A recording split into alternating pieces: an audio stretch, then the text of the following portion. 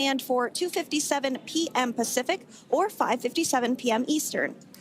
The Crew 9 mission began a little differently than usual, since Butch Wilmore and Sunny Williams were already aboard the space station when Nick Hague and Alexander Gorbanov arrived in the Crew 9 spacecraft in September. Having arrived as the crew flight test crew for Starliner, Wilmore and Williams were fully incorporated into the space station's Expedition 72 team and began research and other work aboard the station along with the other crew members. Additionally, Williams commanded the orbiting laboratory for much of the expedition. And after a successful liftoff and separation from Falcon 9, Nick and Alexander made a short flight on board Dragon to the International Space Station in September. Both veterans of long-duration station missions, both Williams and Wilmore conducted spacewalks during their 9 months in space. Having had the capacity to leave the station at any point, had there been some type of emergency, the crew members began packing for their voyage home about a week ago and worked through tasks and shared lessons learned with the newly arrived Crew 10 team, who arrived just a few days ago. For return operations such as this, NASA and SpaceX closely coordinate with the United States Coast Guard to establish a safety zone to ensure public safety and for the safety of those involved in the recovery operations, as well as the crew on board the returning spacecraft. Multiple notices are issued to mariners in advance of and during recovery operations, and Coast Guard patrol boats are deployed to discourage boaters from entering the splashdown zones. Now, we do want to stress to the public the need to respect this safety zone. Recovering a spacecraft from the water is a hazardous task, and any other boats interfering increases risk to the astronauts in Dragon, the teams working to recover them from the water, and the safety of those that come too close. So for the safety of the crew and your safety, we recommend you sit back and watch as we'll be bringing you the best possible views of our astronauts' homecoming. And they will be the best views that you can get. So let's take a minute to meet our returning crew. U.S. Space Force Colonel Nick Hague is your Crew 9 commander. He was selected by NASA as an astronaut in 2013. This was his second spaceflight to the International Space Station and third launch overall. He spent 171 days in space with Crew 9 and has a career total of 374 days in space. During his mission, he completed a spacewalk with astronaut Sunny Williams. That was his fourth spacewalk, earning him a career total of 25 hours, 56 minutes of spacewalking time. Before Crew 9, Hague previously served as a crew member of Expedition 59 and 60 back in 2019. He flew with Alexei Ovchinin and NASA's Christina Cook. So this is his second time sharing the space station with Ovchinin. The Kansas native is a test pilot of a distinguished graduate of the United States Air Force Academy. Nick spent 5 months in Iraq in support of Operation Iraqi Freedom. He voluntarily transferred from the United States Air Force to U.S. Space Force in 2021 and is an active colonel. His wife, Katie, is a retired U.S. Air Force colonel, and they have 2 sons. NASA astronaut Sunny Williams is a mission specialist for Crew 9. This was her third visit to the space station.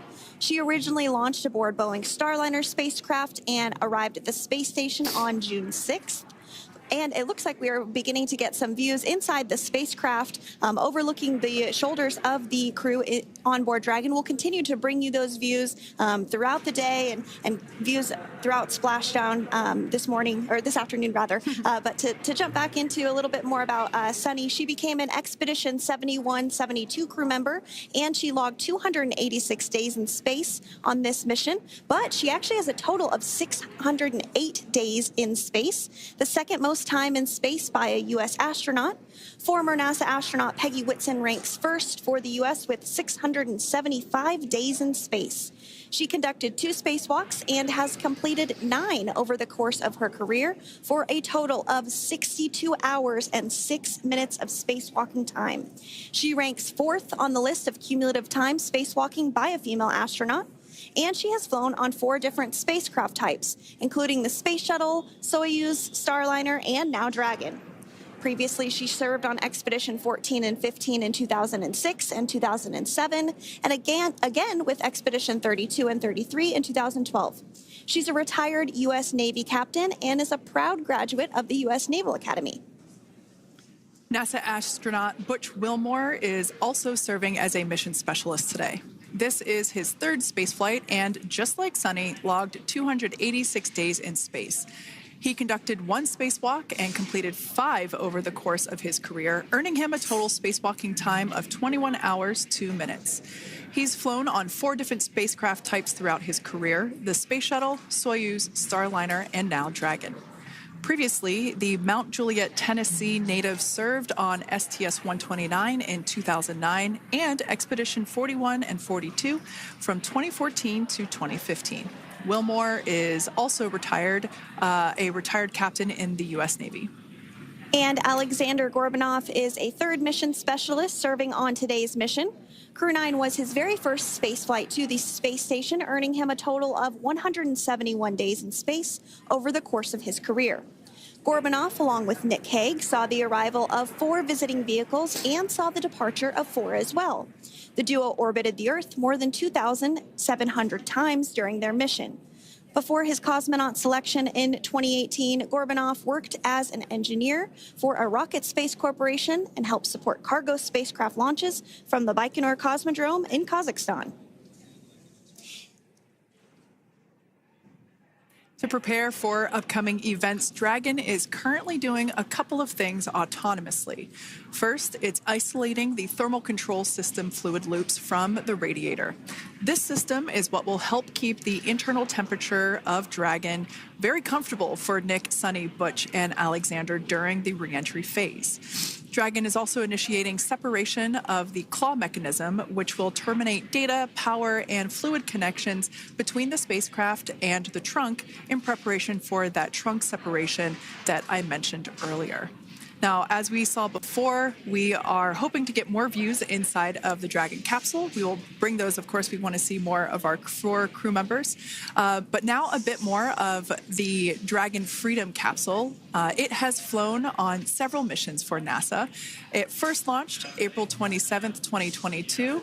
To the International Space Station on NASA's SpaceX Crew 4 mission. It was subsequently used for 2 private spaceflight missions to the space station for Axiom Space, Axiom Mission 2 in May 2023, and Axiom Mission 3 in January of 2024. And of course, Crew 9 launched last year, is September 28th. So yeah, a little bit about the Dragon Freedom capsule. Here, a view that we have once again between the shoulders of Commander Nick Hague, who is on the left-hand side of your screen there, and Mission Specialist Alexander Gorbanov there on the right. That's right, Kate. And the next major milestone that we're looking ahead towards this afternoon is claw separation. We're targeting that claw separation at 2:05 p.m. Pacific time this afternoon, so less than 10 minutes from now. Continuing to get some views inside Dragon Freedom. To the far left there is NASA astronaut Butch Wilmore. And as you can see, the crew is suited up in their space suits. They are suited up in what we call dynamic phases of flight. So when they launch, when they dock, when they undock, when they return back for splashdown. We might hear some call outs on the loops about putting their visors down. That will happen just prior to deorbit burn. And you'll hear us pause when some of those communications happen. That's because we want to make sure that we are relaying the best information to you all, and so that you hear it as well. So if you do hear us pause, that is what we're doing. You also see they have their on there, and I know the gloves are pretty unique on the Dragon spacesuits, right? They're custom created? Yes. The spacesuit overall is custom fit for each astronaut. These gloves enable usage of the touchscreen panels that they have in front of them.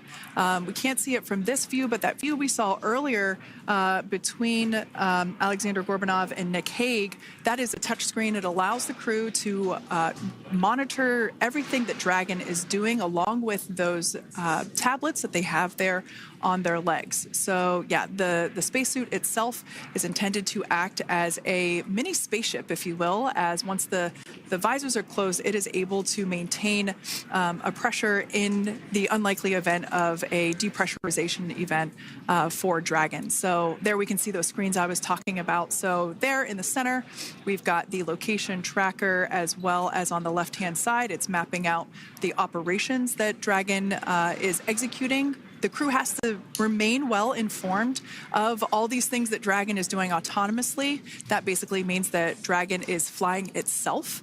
The crew has the ability to gain control of the capsule if necessary, but the capsule is essentially going to bring itself home. But of course, in order to be familiar with Freedom, SpaceX, Deorbit sequence start in 5 minutes.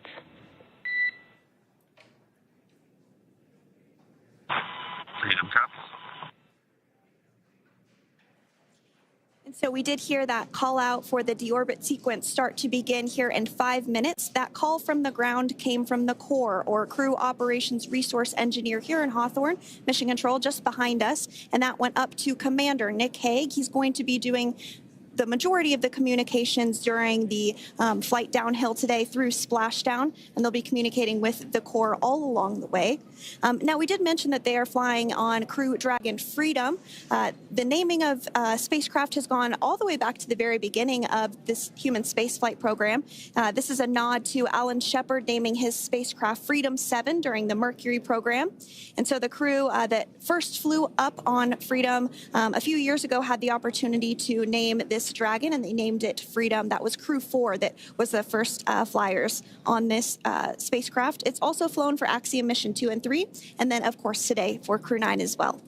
Yeah, actually, fun fact about this particular capsule, of those 4 missions that Sandra just mentioned, we have seen daytime splashdowns for 2 of those. Today will mark the third of the third daytime splashdown. So there's something lucky about this particular capsule that gets daytime splashdowns. Nighttime is great because we can see even more clearly the capsule streaking through, but I personally love the daylight views because we really get even better views of the recovery team operations during that phase of the mission. Yes, absolutely. And if you follow along with our missions, you'll know that sometimes weather is a watch item when it comes to undocking and splashdown. We do splashdown in the water, so we want to ensure that parameters like wave heights and wind speeds and precipitation, lightning, all of that is looking good for the crew and the safety of those recovery personnel. And today the weather is just pristine. We got off of space station on the very first attempt. So I'm joking around and saying that it was because it was St. Patrick's Day and we got really lucky with the weather. I wouldn't disagree with that. Speaking of weather, we will be hearing from Core probably around 2:20-ish. Typically, before we enter the period of loss of signal, or LOS, we will hear an entry briefing from the core, the Crew Operations Resource Engineer, and they will deliver important information like updated anticipated splashdown and loss of signal times to the crew, as well as the wave height and wind speed. So we'll be standing by to listen in on those. Like I said, that will happen shortly after, typically after trunk separation. I can't quite remember if it's before or after deorbit burn. It must be before. But in any case, we'll be hearing all of that coming from Core. In fact, that individual is seated there in the room on your screen. That is SpaceX Mission Control in Hawthorne, California. That room is located just over our shoulders, and that is where Dragon operators are standing by on console, monitoring the progress of Dragon as it continues its way home. It's been, at the point of splashdown, it'll be about 17 hours since Dragon undocked from the International Space Station. The team there in Mission Control, there are multiple teams, in fact, and they cycle through shifts to ensure that everybody gets the required rest and sleep periods, just like the astronauts on board. And that Crew Operations and Resource Engineer is seated there in the room, and that, like Sandra said, is the primary voice that we'll be hearing communicate from the SpaceX team to the crew on board. That's right. And so it looks like we're about 3 minutes or so from the claw separation portion of today's flight. The claw is a portion on the spacecraft that holds the trunk to Dragon. Following claw separation, we're going to jettison or remove that trunk because it's no longer needed. The trunk has solar arrays on it that provides power to the Dragon spacecraft. But now that we're beginning the reentry process, we need to go ahead and jettison that trunk and able to expose the heat shield, which is really going to do the heavy lifting as Crew 9 re-enters the Earth's atmosphere. They come in at 17,500 miles per hour, so they really need to ensure that that heat shield absorbs that heat, and there's... Deorbit sequence start.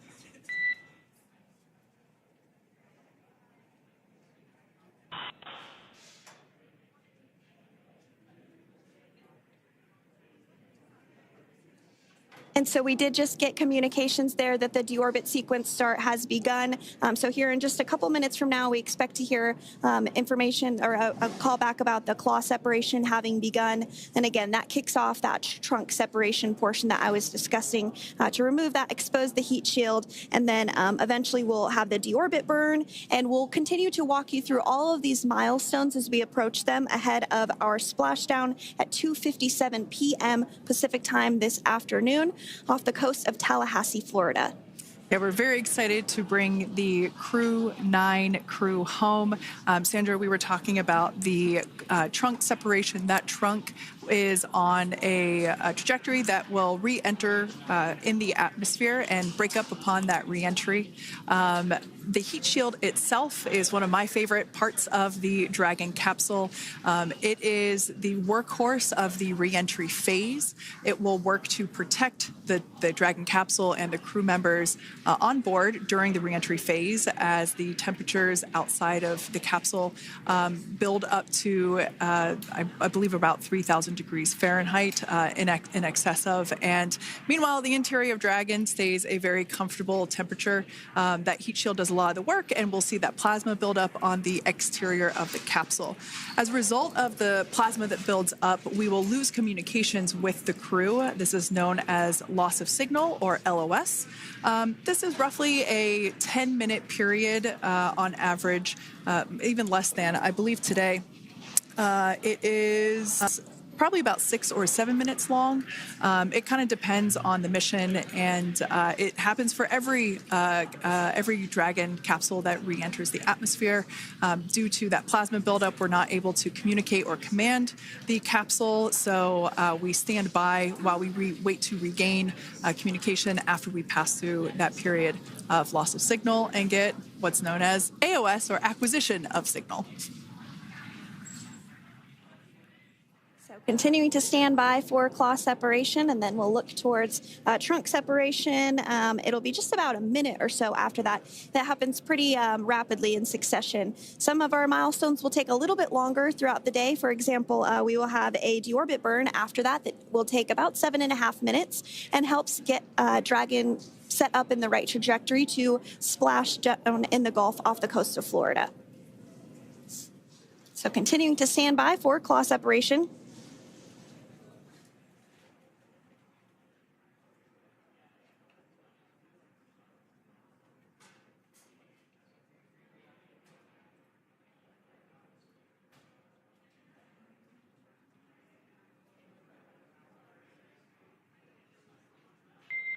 Nominal trunk jettison. All right. Freedom copy. Great news there. That trunk has been jettisoned from the Dragon capsule. So the claw was separated. That's the mechanism that connects the telemetry and power between the Dragon capsule and the trunk. In order to expose the heat shield underneath Dragon, we had to jettison that trunk, and so we just got confirmation that that has happened. So that is great news. Basically means that telemetry is looking good and that the nitrox system is primed for cabin and suit cooling, and the heat shield, like I said, is now exposed and ready for atmospheric reentry. The trunk served its purpose by gathering energy from the sun through its solar cells and converting that to battery power. Since we separated the trunk, we can't generate any more new power, but we really don't need to since we're coming home and Dragon has enough battery power already stored. Now, up next, the final steps that Dragon will perform prior to reentry: the slew, or the maneuver to deorbit burn attitude, and then the deorbit burn itself. This deorbit burn is the last time that the forward Dracos, which are the 4 thrusters located on top of the spacecraft under the nose cone, it's the last time that they will ignite. The deorbit burn will place Dragon on a precise trajectory to return to the splashdown zone off the coast of Florida, off the coast of Tallahassee, Florida, and that will last about 7.5 minutes once it starts. And so deorbit burn is targeted for 2:11 p.m. Central Time, so about 2 minutes from now. As we mentioned, it's going to last about 7.5 minutes, again, helping to get Dragon into the precise trajectory to ensure that splashdown occurs in the area that was calculated and where the recovery team is already in place, ready to support splashdown operations today. The recovery vessel Megan is the ship that is going to be utilized today, and we also have what is called fast boats that go out first to check the spacecraft and make sure everything is looking good before the recovery vessel Megan approaches. So that whole recovery process takes about an hour, I would say, from the time the crew splashes down to the time they're on the boat and the crew gets out of the capsule. And we'll continue to bring you live coverage through every step of the way today as Crew 9 returns home. Indeed. Now, let's take a little bit of a closer look at Dragon. One of the great things about being close to the space station is that we can use space station cameras to look at Dragon. But now that Dragon is on its way home, we don't have those external cameras. So here's an animation of what the capsule looks like. We've got the pressurized section, the capsule on the top, and the trunk, or the unpressurized section, on the bottom. That's where those solar panels that we manufacture in-house are located, soaking up the energy from the sun and turning it into power for the capsule. At the very top of the capsule is the nose cone. That is where the Dracos, the forward Dracos, are located. That nose cone is currently open, not closed like we saw in that animation. Once we get through the final maneuverings for the re-entry phase, we will close the nose cone capsule just before Dragon begins its atmospheric entry to protect that forward hatch there located along with those forward Dracos. So go ahead. Oh, that's right. I was going to mention that the nose cone does open shortly after launch, and it remains open the entire time that Dragon is docked to the International Space Station. So as an example for this particular spacecraft, Freedom, since September when it docked to the International Space Station, remains open that entire time, and here shortly it will close for the very first time since September. So quick recap of what Dragon has done in recent history here. We basically began preparations for re-entry known as the deorbit sequence. So Dragon released the trunk. As we said before, we separated the claw, we released the trunk. It next will slew to the deorbit burn attitude. Slew basically meaning maneuver, so it will position itself correctly to execute that deorbit burn. We want the heat shield side to be facing forward, or first, if you will. We want that to be the leading edge of the Dragon capsule, as that heat shield is meant to basically be an ablative material for the heat that it will incur. Once we complete that deorbit burn attitude slew, we will initiate the deorbit burn itself. That will last for several minutes, expecting that to be to start here any moment now, actually, and then it will go until about 2:18 p.m. Pacific time or 5:18 p.m. Eastern time. And I did hear confirmation that deorbit burn is underway. As we mentioned, it's about a 7.5 minute burn. So within the last 10 minutes, Dragon has jettisoned its trunk and initiated the deorbit burn just seconds ago. As mentioned earlier, for those operations, NASA and SpaceX closely coordinate with the United States Coast Guard to establish a safety zone to ensure public safety and for the safety of those involved in the recovery operations, as well as the crew on board the returning spacecraft. Multiple notices are issued to the mariners in advance of and during recovery operations, and Coast Guard patrol boats are deployed to discourage boaters from entering the splashdown zones. So we do want to stress to the public the need to respect this safety zone. Recovering a spacecraft from the water is a hazardous operation, and any other boats interfering increases the risk to not only the astronauts in Dragon, but the teams working to recover them from the water and the safety of those that may come too close. So for the safety of the crew, which you see there on your screen, your safety, we recommend you sit back and watch as we'll continue to bring you the best possible views of our astronauts' homecoming. Yeah, as I mentioned earlier, this deorbit burn is the last time that we will utilize our 4 forward Draco thrusters. Forward basically meaning at the top of the Dragon capsule. Dragon Freedom has not yet entered the Earth's atmosphere. This deorbit burn is what will line the vehicle up and put it on its final trajectory to the landing site right off the coast of Tallahassee, Florida. So basically, it is the last burn that the Dragon spacecraft executes and is what really locks it in for that precise landing. As you can see on your screen right now, Nick, Sunny, Butch, and Alexander are using their screens to keep tabs on the burn duration, the Draco firings, and trajectory details such as entry angle, spacecraft perigee, and how much distance remains until deorbit burn termination.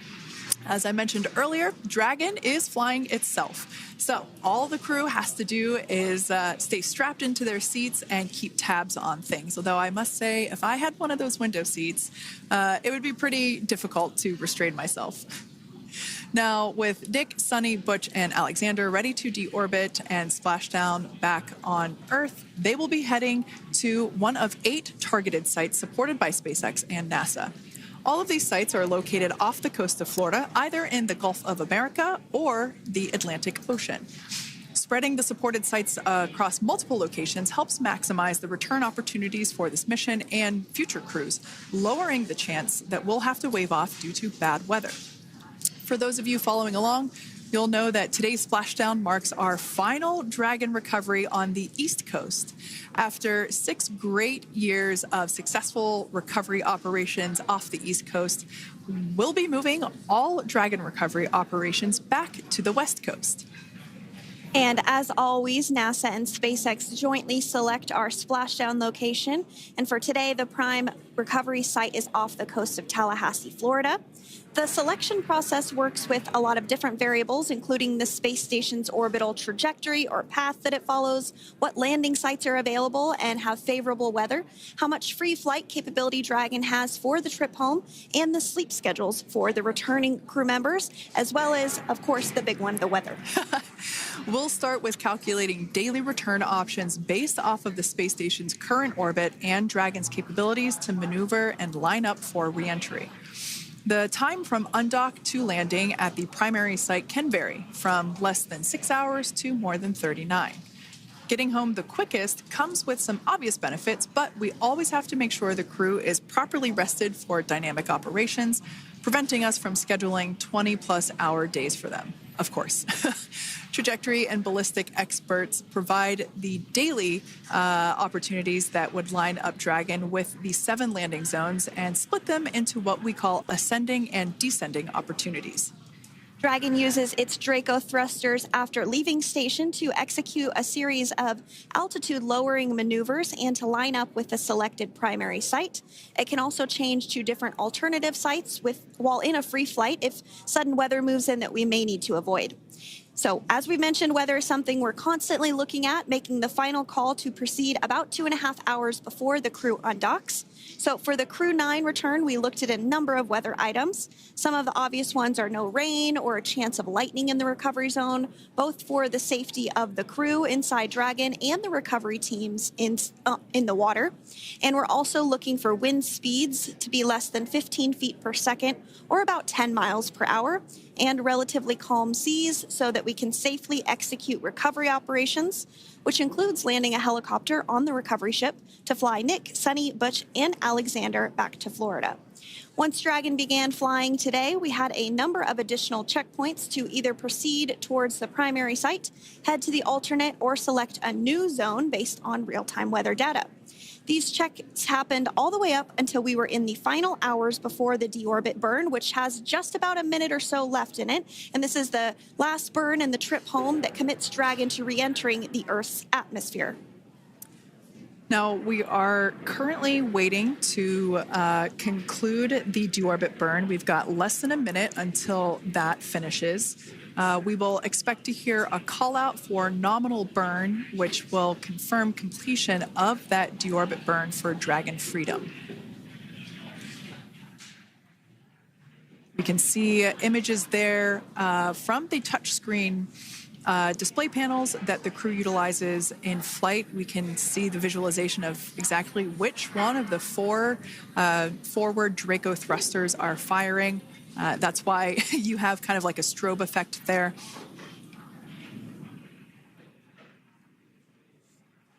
And if you're just joining us, you are looking at live views of the Dragon Freedom. On your left is Commander of Crew 9, Nick Hague. To his right is Roscosmos cosmonaut Alexander Grabenkin. And also in Gorbunov, that is Alexander Gorbunov. And then also in the capsule today is NASA astronaut Sunny Williams and Butch Wilmore. We're awaiting confirmation that their deorbit burn is complete, which is the last burn that's going to help set them up on a trajectory to Splashdown off the coast of Florida. Deorbit burn complete. Performance nominal. Nose cone closure initiated. Freedom copies. All right, excellent news there. We heard the words we were looking for, nominal burn. So that means that that deorbit burn was successful and nominal, meaning as expected. And we're now beginning to close the nose cone in preparation for atmospheric reentry. So in the background, Dragon is currently inhibiting those forward bulkhead Draco thrusters that we just used to complete the deorbit burn, ensuring it's safe to latch the nose cone shut for re-entry. Also, the vehicle has initiated the nitrox suit purge, which will help keep Nick, Sunny, Butch, and Alexander cool and comfortable during re-entry, which is coming up in about 20 minutes from now. At this point, the nose cone is closing and protecting the forward hatch for re-entry, and the crew are using their screens to continue to monitor the locking of the nose cone, which is done by a set of hooks. And as we mentioned earlier, that nose cone has remained open since September, so this is the first time it's closing in a few months. Yeah, that's absolutely right. Now, we will be expecting, as I mentioned before, an entry brief from SpaceX Core. Again, that's the crew operations resource engineer who is seated in that room that you see there on your screen. That entry brief will provide updated times for anticipated splashdown as well as the loss of signal or period of LOS. And that briefing will also give us information such as wind speed and wave height at the expected splashdown location. But all in all, everything has been great today. All events have been executed on time as expected, and we are looking forward to a splashdown of the Crew 9 crew at about 5:57 p.m. Eastern Time or 2:57 p.m. Pacific Time. Between now and then, things are going to start moving quite quickly. In fact, if anything, this will have seemed like the slower part of the reentry phase. We're going to go through, like I said, that period of loss of signal or LOS. That period is a few minutes long where we are unable to communicate or command the capsule due to the plasma that builds up on the exterior of the capsule. That period, like I said, lasts for a couple minutes. You will start to hear SpaceX Core hail the Crew 9 crew a little bit earlier than expected because we, in the past, have actually regained communications a couple minutes earlier than initially anticipated. So we'll go through that period of loss of signal, that entry period, that specifically when when the Dragon spacecraft is re-entering through the atmosphere. Approximately at about 18,000 feet when the capsule is traveling at 350 miles per hour. We will see our first views of parachutes for the day. It's one of my favorite moments of return sequences is when we get to see the drogue parachutes. We'll see the drogues come out. Those drogues will help slow the vehicle down to about 119 miles per hour. And then that is when the main parachutes will come out from the Dragon spacecraft and then ultimately end in Splashdown. And we are hearing confirmation that the nose cone is closed and everything was nominal or as expected with that closure. So as we begin the second half of entry, Dragon is now beginning to inject cooled nitrox into the air being delivered to the spacesuits worn by Nick, Sunny, Butch, and Alexander. Again, this is what will allow the crew to remain comfortable while external temperatures reach 3,500 degrees Fahrenheit as they re-enter the Earth's atmosphere. So the heat shield is pointing forward, leading Dragon to the landing site. Yeah. Now, speaking of the heat shield, Dragon's primary heat shield is comprised of PICA 3.0, which stands for Phenolic Impregnated Carbon Ablator. The first-gen PICA was initially developed by NASA for studying and sampling comets within our solar system.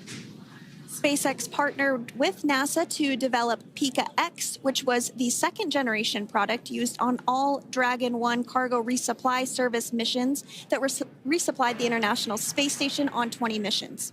PICA 3.0 was developed specifically for use on Dragon 2 crew and cargo with enhanced structural and thermal capabilities that allowed the heat shield to be even more effective in the way that it utilized the ability to make that heat ablevate as it goes through the Earth's atmosphere.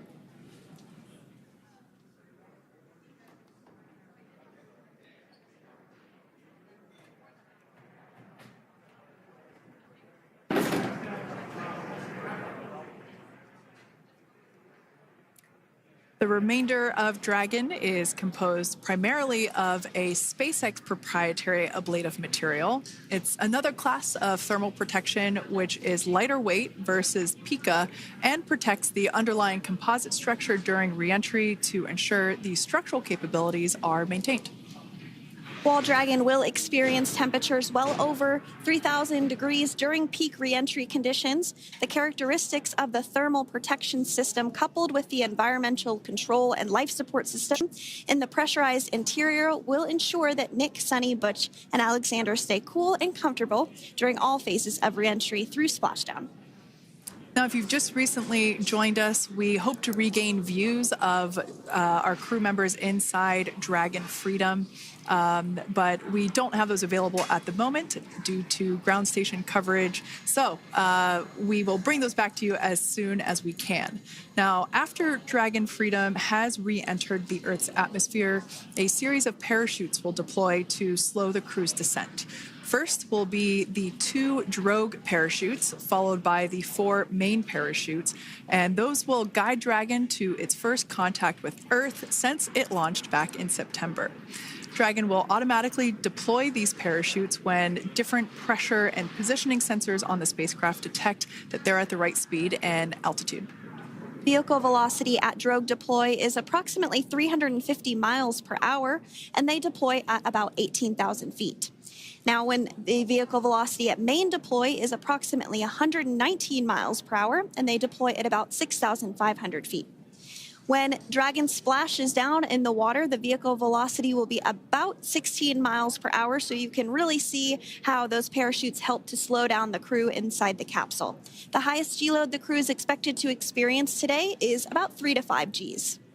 Yeah, when you think about really fun roller coasters, they're about in that range. So I'm sure that our crew on board will be well equipped to experience those Gs. It's nothing for them. They go through much more intense training. And so we are continuing to make our way through a number of milestones today.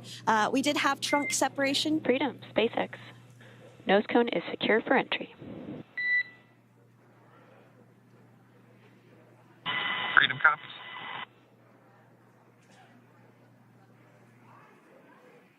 All right, great news there. That tells us that the final physical configuration change for Dragon is complete. We have closed that nose cone. This is the last physical change that Dragon undergoes prior to re-entering the Earth's atmosphere. It's important that that nose cone is completely closed because underneath it is not only where the 4 forward Draco thrusters are located, but it's also because that is where the forward hatch is located. That is the hatch that is utilized for the crew to ingress and egress from the station while it is docked on board. And since our capsules are flight proven and we reuse them on future space flights, we want to make sure that all of the integrity of that hardware remains intact. So that nose cone is successfully closed, and we're going to start moving pretty quickly here. As I mentioned before, we'll go through loss of signal. We'll get that signal back several minutes later, and then we'll see the parachute action. Yep, and then that's all ahead of Splashdown off the coast of Florida. We're targeting Tallahassee as our splashdown zone today at 2:57 p.m. Pacific time this afternoon. Now, you did mention the call to the crew. They'll do some additional calculations following that burn and potentially let us know if that splashdown time has changed at all. But right now, we are continuing to target 2:57 p.m. And you can see there on your screen a path of where Dragon will be re-entering today. So if you are in the southern tip of Mexico, you might have the opportunity to see Dragon. Because it's a daytime splashdown, you probably won't have too great of views, but potentially you'll have the opportunity to get a glimpse of it there. Once again, Dragon operators, they're monitoring the progress of Dragon through this re-entry phase. That is SpaceX Mission Control, located here in Hawthorne, California. That is also where the crew operations and resource engineer is seated. That person is the voice that we have heard multiple times and will continue to hear as the primary point of contact to the crew on board Dragon Freedom. We will also hear the voice of Commander Nick Hague. Basically, after we hear the Corps communicate something, we will hear Nick Hague indicate that they copy, that they heard the message well, some sort of recognition that the message was received. And if you joined us yesterday for our coverage during the undocking, we were communicating through something that's called a big loop. We do that when we're in integrated operations with the International Freedom, SpaceX, for entry sequence. Report when ready to copy. Ready to copy. All right, I've got some updated times for you. Our comm blackout start time is 2144. Our comm blackout end time is 2151, and our splashdown time is the same per your displays, 2157.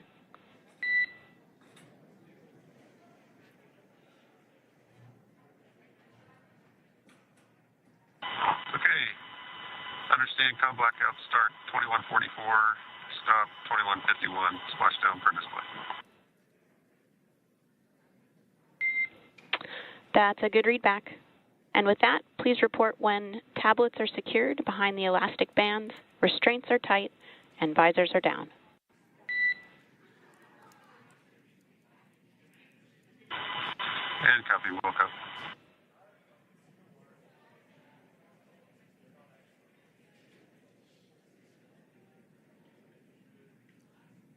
And with that communication from the Corps or Crew Operations Resource Engineer here in Hawthorne to Commander Nick Hague of Crew Dragon Freedom, we did hear that the loss of signal period is still at 2:44 p.m. Pacific, but we had a 1-minute adjustment to the acquisition of signal. That's going to now be at 2:51 p.m. Pacific time. However, our splashdown time remains the same at 2:57 p.m. Pacific time this afternoon off the coast of Tallahassee, Florida.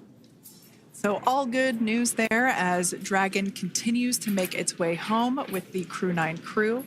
As we've mentioned before, we are splashing down on the Gulf Coast. We have ability to splash down on either side of Florida, but the location site just outside of Tallahassee, Florida is the site that was selected today due to best recovery conditions And as Sandra mentioned before, weather is always a watch item, but everything is looking great for that particular recovery location. So I'm sure once we start getting views from the recovery vessel, I have a feeling it's going to be a pretty beautiful afternoon. And we did mention that, of course, this is a daylight splashdown, so we should be getting some great views. We do have a couple of spacecraft called the WB-57, which are high-altitude planes that NASA utilizes during splashdown operations. Those are en route and going to be tracking the capsule as it makes its way through the atmosphere and should be providing some good views for us. Kate and I were just chatting about how we haven't had a daytime splashdown in a little while, so we're looking forward to the views along with you. Yeah. Nighttime views are also great because we can see that capsule streaking through the night sky quite brightly. So like Sandra, you said earlier, daylight will be a little bit less bright, but we will definitely be able to see the SpaceX recovery team operations much clearer. I could also imagine it's probably a little bit easier for the team themselves to do their work in daytime than at nighttime. We'll see them rush in really quickly with a couple of fast boats as they begin the initial safety checks and sweeps of the Dragon capsule, while also retrieving the parachutes from the surface of the ocean. The recovery vessel, the main recovery vessel, will continue to make its way closer to the Dragon capsule. It is stationed a couple miles away from the actual recovery location, the splashdown location, for obvious safety purposes. So it takes a little while for that vessel to make its way over, but once it's closer, we'll have even better views of those recovery operations.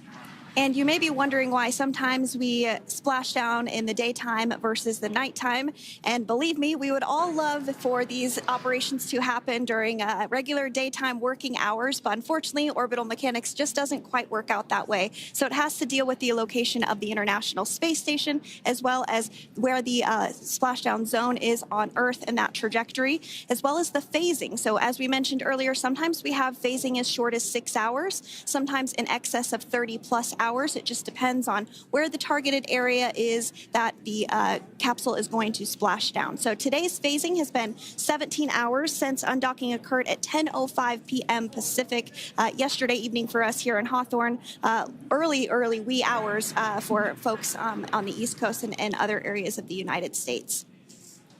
Yeah, but regardless of whether it's daytime or nighttime, the SpaceX recovery team has trained and practiced and rehearsed for it all. So regardless of daylight, they are really efficient with those operations. And but like you said, Sandra, it has been a minute since we have seen a daytime splashdown on a NASA SpaceX crew mission. The last daytime recovery was on Crew 4, which was the debut flight for the capsule flying today, the spacecraft known as Dragon Freedom.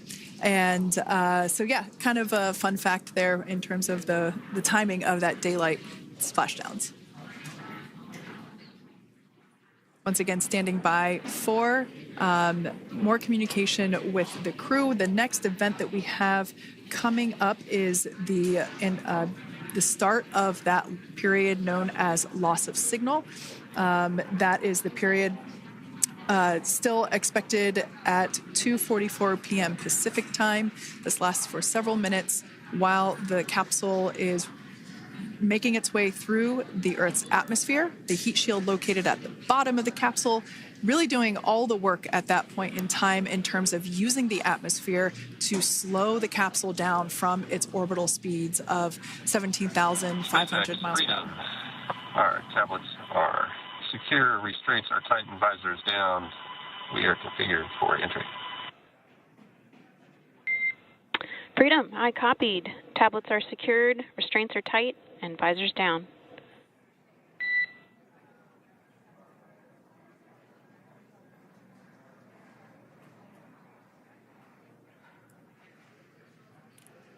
All right, great news there in terms of continuing to make progress. That back and forth communication we heard was just letting Core know that per their instructions, Crew 9 has now put away everything that was necessary in order to begin the reentry, including those tablets that were located on their legs. Those are now stowed away.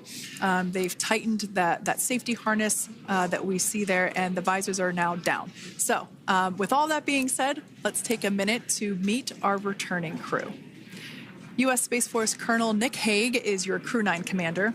He was selected by NASA as an astronaut in 2013. This was his second spaceflight to the International Space Station and third launch overall. He spent 171 days in space with Crew 9 and has a career total of 374 days in space. During his mission, he completed a spacewalk with astronaut Sunny Williams. That was his fourth spacewalk, earning him a career total of 25 hours, 56 minutes of spacewalking time. Before Crew 9, Hague previously served as a crew member of Expedition 59 and 60 back in 2019. He flew with Alexei Ovchinin and NASA's Christina Cook. So this is his second time sharing the space station with Ovchinin. The Kansas native is a test pilot and distinguished graduate of the United States Air Force Academy. Nick spent 5 months in Iraq in support of Operation Iraqi Freedom. He voluntarily transferred from the United States Air Force to U.S. Space Force in 2021 and is an active colonel. His wife, Katie, is a retired U.S. Air Force colonel, and they have 2 sons. NASA astronaut Sunny Williams is a mission specialist for Crew 9. This was her third visit to the International Space Station. She originally launched aboard Boeing Starliner spacecraft and arrived at the space station on June 6th.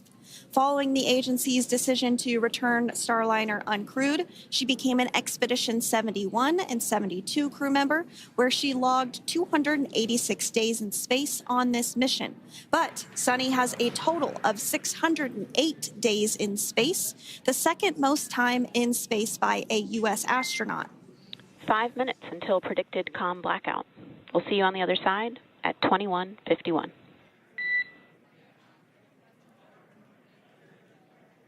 21:51. Talk to you soon.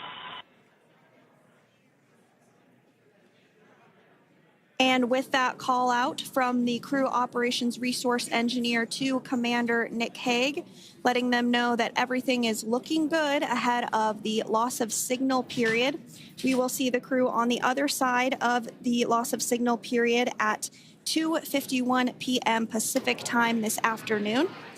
Continuing on about Sunny Williams, who has a total of 608 days in space, the second most time in space by a U.S. astronaut. Former NASA astronaut Peggy Whitson actually ranks first for the U.S. with 675 days in space.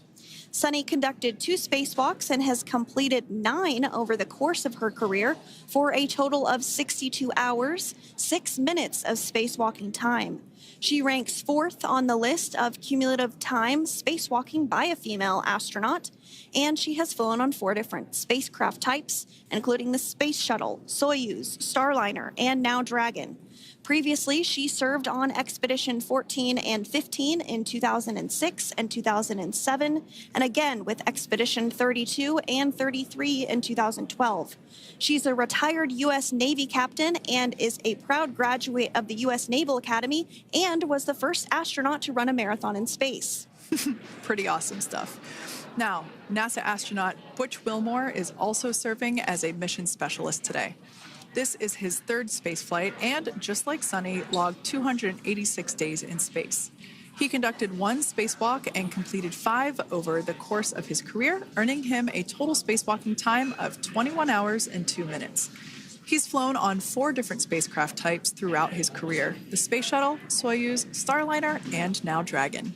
Previously, the Mount Juliet, Tennessee native served on STS-129 in 2009 and Expedition 41 and 42 from 2014 to 2015. Wilmore is also a retired captain in the U.S. Navy. Next up is Alexander Gorbunov, who is the third mission specialist serving on today's mission. Crew 9 was his first space flight to the space station, earning him a total of 171 days in space over the course of his career. Gorbanoff, along with Nick Hague, saw the arrival of 4 visiting vehicles and saw the departure of 4 as well. The duo orbited the Earth more than 2,700 times since September. Before his cosmonaut selection in 2018, Gorbanoff worked as an engineer for a rocket space corporation and helped support cargo spacecraft launches from the Baikonur Cosmodrome in Kazakhstan.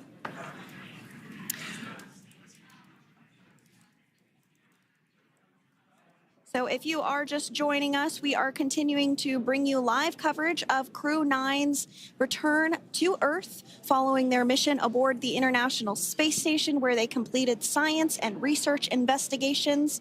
We are targeting splashdown off the coast of Florida at 2:57 p.m. Pacific time. The next major milestone that we'll look ahead towards is what we call loss of signal, or LOS, when we won't have communications with the crew because they will be re-entering the Earth's atmosphere.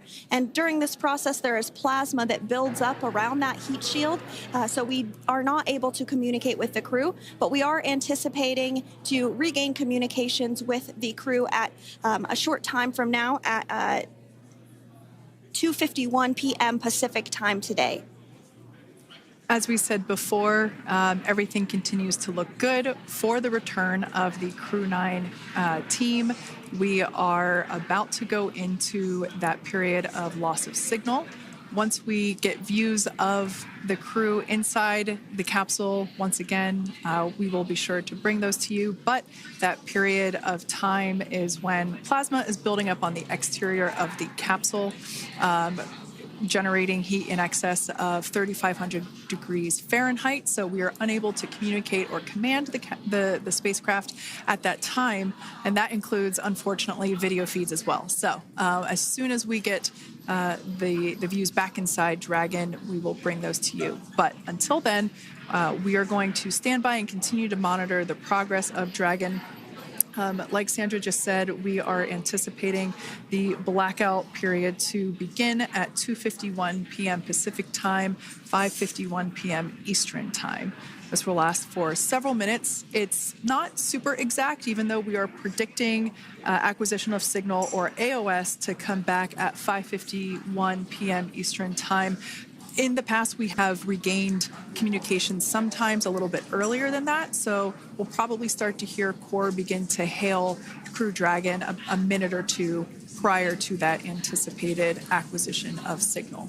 But right now, Nick, Sunny, Butch, and Alexander are seated in their seats inside Dragon Freedom. Their visors are down, and they have put away or stored the tablets that they had located on their upper leg to monitor Dragon's progress. Now they will be utilizing the touchscreen displays, where the current operation and future operations will be displayed as they are able to monitor Dragon's progress continually. As I said before, Dragon is autonomous, meaning it is flying itself. So the crew stands by and monitors, and those touchscreen displays are what will be allowing them to do so and prepare for events such as parachute deploy.